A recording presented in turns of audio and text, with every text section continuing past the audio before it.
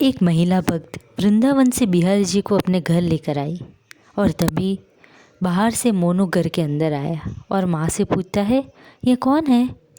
तो उसकी मैया बोली, ये भगवान है और यही हमारे मालिक है। अब तो घर में जब भी कोई नई चीज़ बनती तो सबसे पहले बिहारी जी को भोग लगता। यह पहले मोनू को सबसे पहले चीज़ मिलती थी। इससे मोनू बहुत चिढ़ने लगा और मन ही मन ठाकुर जी को कोसने लगा। एक दिन मोनू की माँ काम पर जाते समय बोली, मोनू यमुना जी से मटके में जल भर कर लाना।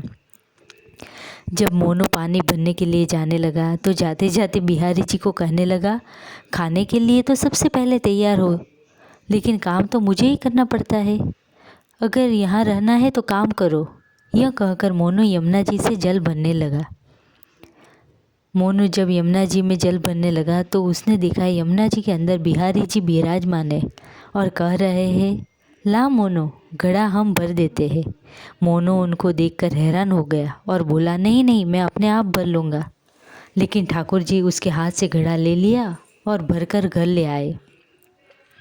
मोनू घर आकर डर रहा था कि अगर माँ को पता लग गया कि आज मैंने ठाकुर जी से काम करवाए तो आज मेरी पक्की पिटाई होगी।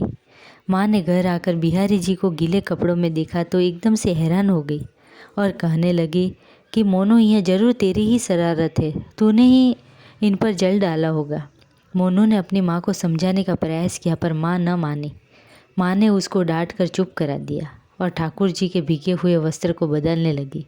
अगले दिन जब माँ ने मोनू को अनाज पिसवाने का काम दिया तो बिहारी जी फिर बोरा ले आए और माँ को ठाकुर जी के वस्त्रों के ऊपर सूखा आटा मिला तो माँ ने फिर मोनू को डांटा कि तुझे पता नहीं ये हमारे भगवान है और तू हमारे भगवान के साथ शरारत करता है।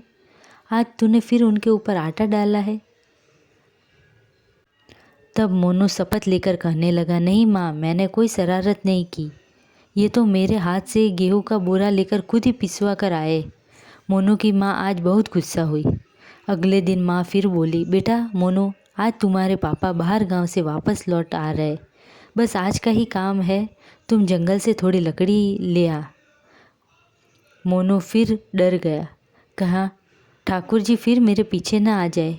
मोनू ने माँ को बोला, मैं चला तो जाऊंगा पर बिहारी जी को समझा लो, वह मेरे पीछे ना आए।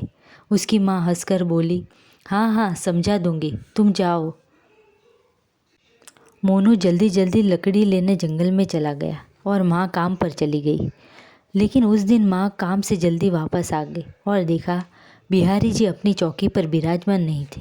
वह तो एकदम से घबरा गई कि कहीं मोनू की शरारत तो नहीं। वह भागी भागी जंगल की ओर गई।